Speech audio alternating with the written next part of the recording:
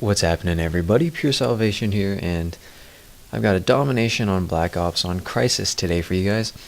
And I'm running a two-man team, and again, this is one of the gameplays without any audio. However, the gameplay I think is pretty solid, so if you do, or if you will, I'd suggest that you pay attention more to the gameplay since this game doesn't really have audio. So we're going to be playing Domination on Crisis. So what's my first intention, and what's my first instinct is, well, let's go take C and B, because C and B is probably the most important and the most beneficial if you want to hold a successful spawn trap and get a really good kill streak. For example, if you're holding the A and C combination and the enemy has the B flag and you get your chopper gunner, you're not going to get the best chopper gunner. You're probably going to get a few kills, even best at that, which is why I think C and B is the best, because when you have them at A, spawning at A, your chopper gunner can do so much work because they're all exposed in the beach. Do I think this map is lopsided? Yeah, kinda, but it also plays out the same way if you have A and B and they're spawning at C. However, they do have that house that's right next to them, and they just have a little bit more cover. So of course, in order to stay in the game, I decide that taking A is, it's important just to, stay in the game. However, the goal for this entire game is going for C and B. And remember, this is just a two-man team with my friend and I. So we have to deal with the fact that these randoms in these lobbies are going to be flipping the spawns, and that's something that we have to deal with and we have to cope with. Sometimes it is just, unbearable, and it's really annoying, because I hate it when randoms flip the spawns and, you have a successful spawn trap for maybe, a minute, and then all of a sudden, bam, they're all spawning behind you, and they all kill you from behind, and there goes your kill streak, and then everybody's all sad. Well, it's very difficult to hold a spawn trap with two people, I'll say that. So what I try to do is, my tactics for that is just, don't try to stay too stagnant in one area. Just try to own a position of the map, and just pretend as if the enemy is all around you. You always got to have that sixth sense. You got to always pay attention to your map and figure out where the enemies are spawning. And the motion sensor really does that well, because most of the time people who run Ghost won't be running Hacker Pro, and even if they do, then you can run Ninja Pro, and you can hear them footsteps. And so it's a very helpful device in picking up people who have Ghost when you have a UAV up. So definitely use your motion sensor to your advantage. Notice how I didn't take C because I realized we were losing B, and so I immediately go and try to save the day, and luckily I was able to take the guy off B. Anyways, so we've taken C, and I realized they are still spawning at C, because if you look at the UAV, all of my teammates are spawning at the at the beach over by A. So what do I have to do? That means I have to make my presence known and influence the spawns, because I'm going to put some negativity into the enemy spawn into the C area, and put positive influence into the C spawn, and ultimately flip the spawns, hopefully. And that's what we're going for. And then eventually, of course, the enemy will take A just to stay in the game, and all of a sudden we have we have what we're looking for, a CB combination. So I have been getting requests to lower my kill streaks from 8, 9, 11 to, something lower and more reachable, and still get the same type of, breakout gameplays. And I'm not saying this is breakout, because I'm just an average player who I think a little bit more before I do actions, and I try to think about what needs to happen next, and that makes me relatively successful. And so people have been asking me to lower my kill streaks, yet also try to maintain the same level of gameplay that I provide to you guys in my videos. So unfortunately, that's not going to be happening for a while. Not because I'm trying to be ignorant, saying no, I don't want to. It's just the fact that I have so many videos stockpiled up, and all of them are me running the 8, 9, and 11 kill streaks.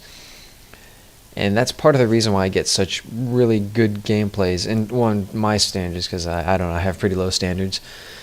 So I will be trying to lower my kill streaks, even though I haven't played Black Ops for, a few months now, and I'm pretty bad at it. Last time I remember getting back on, it was pretty dreadful, but I will try to lower my kill streaks and get better gameplays for it, better games out for you guys that don't require me getting my 8, 9, 11 kill streaks. However, I will forewarn you now that I do have a lot of gameplays that just have me going with the 8, 9, 11 kill streak.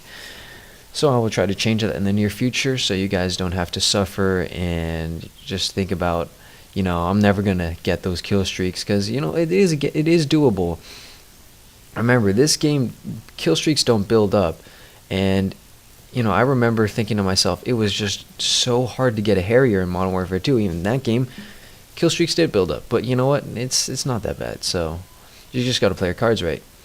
And don't get psyched out if you're 1 kill away from your kill streaks, because I assure you, you will lose that fight and you will probably go get yourself a death and end your kill streaks. And that doesn't help anybody. Just keep playing like you normally play, how you get to your kill streaks, and you'll get your kill streaks.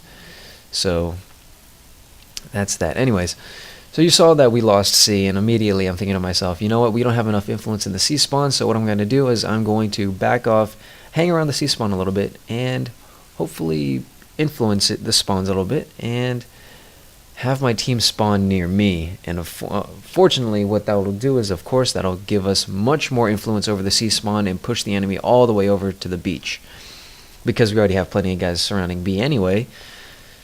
And it's unfortunate that I have to do that, because that means I'm not going to get as many kills, it's not going to be as exciting, but it's a necessary thing that I have to do in order to win the game, and winning is much more important than kill death, guys. I'm just going to say that right now.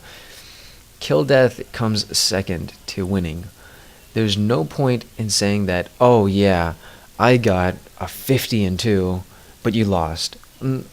Ultimately you lost, and you didn't win. So pretty much all you were doing is sitting in one spot and letting the enemy come to one spot where you get a full advantage over them, and you just keep mowing them down while you continue to lose flags. Hey, the idea is to get the unfair advantage over them, but not in terms of winning or by losing the actual game itself. So as you can see now, we are in a dominant lead, and I realized, uh-oh, our teammates took A. That's not good, and that's what happens when you're running with a party of randoms.